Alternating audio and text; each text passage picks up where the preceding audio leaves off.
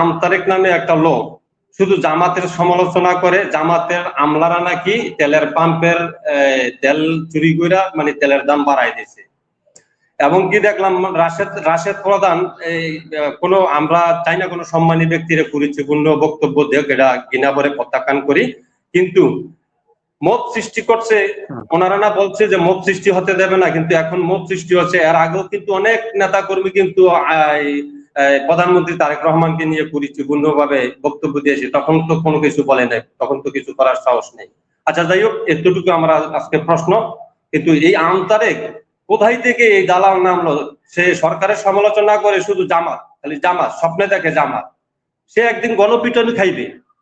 উনি সবসময় নিজেকে মনে করেন যে তিনি একজন দায়িত্বহীন নেতা, তার কথা জনগণ খুব পরিস্ফুটিত হয়, কিন্তু সেখানে লুকিয়ে থাকে গোপন একটা শত্রু।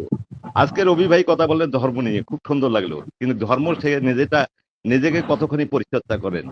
আজকে উনি ইরান করতেছেন, মনির ভাই ওনাকে প্রশ্ন করব, কেন উনি ইরান করতেছেন? ইরানে তো আমেরিকা আছে রিজিম চেঞ্জ করার জন্য, সেখানে পারমাণবিক বোমা আছে, এটা আর বলতেছেন না। ধর্মীয় কাঠামোগত অবস্থানে যেটা আছে সেটাকে পরিবর্তন করার জন্য এটা আছে। এটা তো তাদের জন্য ভালো যারা আজকে সেকুলার রাজনীতি করতেছে। আমরা যারা ইসলামী রাজনীতিতে বিশ্বাসী, আমরা ইরানিরা করবো, কারণ আমরা ওই কাঠামোগত অবস্থানে বিশ্বাসী। এখন তিনি আজকে ইরান করতেছে, এর মানে তিনি মুসলমানিত্ব ফলো করতেছেন। বাংলাদেশে আমরা যারা ইসলামী স্টাডি করি তাদেরকে বলা হয় মৌলবাদী, উগ্রবাদী, অথচ আজকে তিনি ইরানের যে রিজিম চেঞ্জ করতে যাচ্ছে সেটাকে তিনি আর বলতেছেন না, এখানে মুসলমানিত্বের পরিচয় দিচ্ছেন। সে যাই হোক, উনি ওই বিষয়টা বুঝবেন। বাংলাদেশে যদি তেলের ক্রাইসিস না হবে, তাহলে তেলের পাম্পে এতগুলো লোক থাকে কেন? আজকে এক তেল পাম্পে আমি জিজ্ঞেস করলাম, তাদের প্রতিদিন তেল লাগে প্রায় 5,000 লিটার, 5 দিন পর 3,000 লিটার আসে। এ থেকেই বোঝা যায় বাংলাদেশের তেলের ক্রাইসিস শুরু হয়ে গেছে। এই বিষয়গুলো বুঝতে হবে। আমরা দ্বিচারিতা করি না, যেহেতু বিরোধী রাজনীতিও করি না, আমরা দেশের মঙ্গলের জন্য কথা বলি। এখানে বিরোধিতার কি আছে? বৈশ্বিক একটা সমস্যা সৃষ্টি হয়েছে, এখানে সবাইকে সহযোগিতা করতে হবে, এখানে বিরোধিতা করার সুযোগ নেই। আমরা সবাই যাতে বাংলাদেশকে ভালোবাসি। হ্যাঁ, এটা মনির ভাইকে বললাম। আমার লগে খোঁচাইতেছে, হ্যাঁ, খোঁচাইতে হবে ভাই। খোঁচাইতে গেলে পরে আপনার কাছ থেকে একটু সত্য কথা রাখেন। আপনি মুসলমানিত্ব দেখেন আমার লগে। আমি কি বলছি আপনি শুনছেন? আমি কোন আমার বক্তব্য বলছি, আমার কথা বলছি, কোন দলের কথা বলছি? আমি ওভারঅল ইসলামের কথা বলছি। আরে মিয়া, ইসলামের হিস্ট্রি লেখছে পিকে হেট্টি, মুসলমানের হিস্ট্রি লেখছে পিকে হেট্টি। আরে সেটাই তো বললাম রবি ভাই, ইসলামের হিস্টোরি বললাম, খুব গাজী সালাউদ্দিন আইয়ুবের কথা বললেন, খুব সুন্দর কথা বলছিলেন। কিন্তু গাজী সালাউদ্দিন আইয়ুব যেদিন জেরুজালেম দখল করেন সেদিন 3,000 মৌলবীকে মেরে ফেলছিলেন। এ কারণে এই মৌলবীরা সবচেয়ে ইসলামের পথে বাধা সৃষ্টি করে, এই রাজনীতিবিদরা মৌলবীদের সৃষ্টি করে যাতে তারা ফায়দা লুটতে পারে। বাংলাদেশে এরকম মৌলবী হয়েছে যারা জামাত ইসলামকে ভোট দিতে বিরোধিতা করে। এইরকম মৌলবীরা তো রাজনীতিবিদরাই সৃষ্টি করে।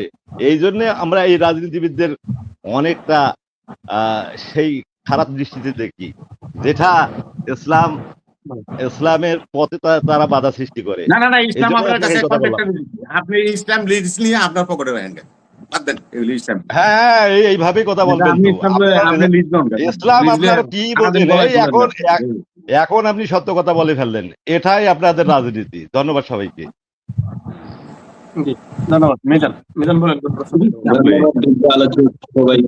আমার কথা হচ্ছে যে আমাদের জ্বালানি মন্ত্রী বলতেছে, প্রতিমন্ত্রী বলতেছে যে বাংলাদেশে যে পরিমাণ রিজার্ভ তেল আছে পৃথিবীর কোন দেশেই মনে হয় রিজার্ভ এতটা নেই।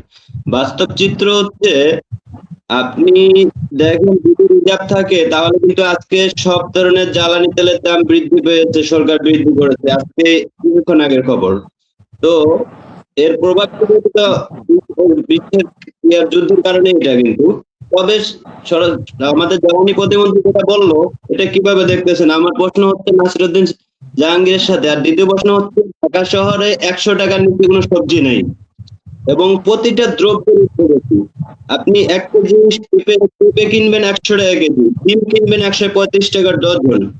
এবং দ্বিতীয় প্রশ্ন হচ্ছে যে রাশেদ প্রধানের উপরে তার বাসায় এবং তার গ্রামের অফিসে পঞ্চগড়ে যে হামলাটা করা হইলো, উনি যদি কোনো অপরাধ করে থাকে সেটা প্রচলিত আইনে বিচার হবে, মামলা হবে, কিন্তু যেভাবে করা হলো এটা মব সন্ত্রাস না?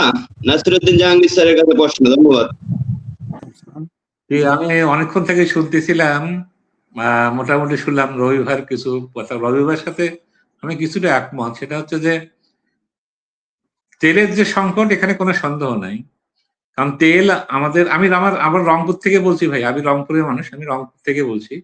আমাদের রংপুরের যেটা অবস্থা, মানে প্রতিটা পাম্পে যদি অ্যাভেলেবেল তেল থাকতো তাহলে এই ক্রাইসিসটা হতো না।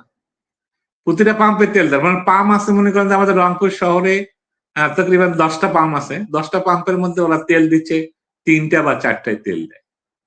তারপরে সংকীর্ণ টাইম আবার 2টার পর থেকে তেল দেয়, যার ফলে এটা একটা সমস্যা।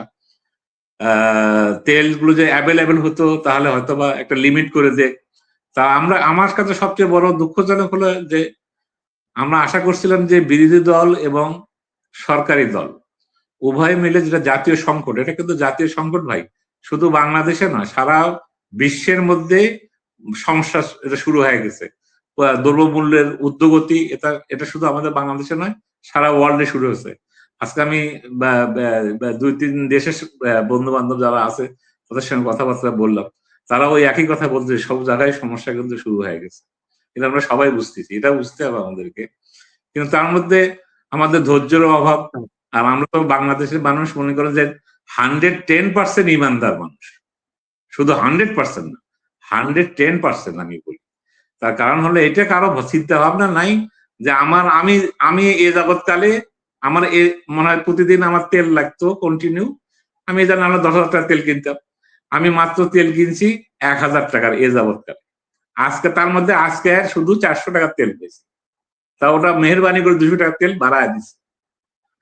তো এখন আমাকে নেটে নিয়ে চলতে হবে, একটু কষ্ট যে করবো এটা তো আমরা মানতে রাজি নই। এ তো সমস্যা একখানে নয়, এই যে সমস্যাগুলা একটু ধৈর্য ধরবো সেটা আমরা পারতেছি না। আরেকটা হচ্ছে যে সরকারি দল তারা যা খুশি তাই করতেছে। যেমন ভাই বললো যে রবি ভাই বিশেষ করে বললো যে মাত্র 2 মাস টাইম, এটা ঠিক আছে, কিন্তু 2 মাসে যে কাজগুলা করছে আমার মনে হয় শেখ হাসিনা বিগত 15-16 বছরেই মানে তার এত ক্ষয়ক্ষতি করতে পারেনি, যেটা সে অলরেডি করে ফেলছে। এই যে ব্যাংকের কথা ব্যারিস্টার সাহেব বললো, তারপরে যে আইনগুলো পাস করতেছে, এটা তো বিশাল ক্ষয়ক্ষতি করে ফেলতেছে। তো সেই জন্য আপনার কোনো প্রশ্ন থাকলে বলেন, সেটা সবাই মিলে সমস্যার সমাধান করলে পরে আমরা এই সমস্যাগুলো সহজেই কাজে উঠতে পারবো। আমার কাছে হতে পারে। থ্যাংক ইউ, ধন্যবাদ আপনাদেরকে। আসসালামু আলাইকুম। ধন্যবাদ। কবির বলেন, প্রশ্ন থাকলে। ধন্যবাদ মনি ভাই আমাকে যুক্ত করার জন্য, এবং এখানে অতিথিবৃন্দ সবাইকে সালাম এবং শুভেচ্ছা। আমি ছোট্ট করে একটা প্রশ্ন করতে চাই, ব্যারিস্টার মাহবুব ভাই কিনা, আর এই লেখাগুলা ছোট আমি দেখতে পাই না। তবে আমরা দেখছি বিভিন্ন সরকারের আমলে মানে বিরোধী দল যারা আছে তারা সরকারের সমালোচনা করে, গঠনমূলক সমালোচনা করে, কিন্তু আমরা প্রতিদিন দেখতে পাইতেছি যে এই যে আমতারেক নামে একটা লোক শুধু জামাতের সমালোচনা করে, জামাতের আমলারা নাকি তেলের পাম্পের তেল চুরি করে মানে তেলের দাম বাড়াই দিছে। এবং কি দেখলাম রাশেদ প্রধান এই কোনো, আমরা চাই না কোনো সম্মানী ব্যক্তির কুরুচিপূর্ণ বক্তব্য দেখ, এটা ঘৃণা করে প্রত্যাখ্যান করি, কিন্তু মত সৃষ্টি করছে। ওনারা না বলছে যে মত সৃষ্টি হতে দেবে না, কিন্তু এখন মত সৃষ্টি হচ্ছে। এর আগেও কিন্তু অনেক নেতা কর্মী কিন্তু প্রধানমন্ত্রী তারেক রহমানকে নিয়ে কুরুচিপূর্ণ ভাবে বক্তব্য দিয়েছে, তখন তো কোনো কিছু বলে নাই, তখন তো কিছু করার সাহস নেই।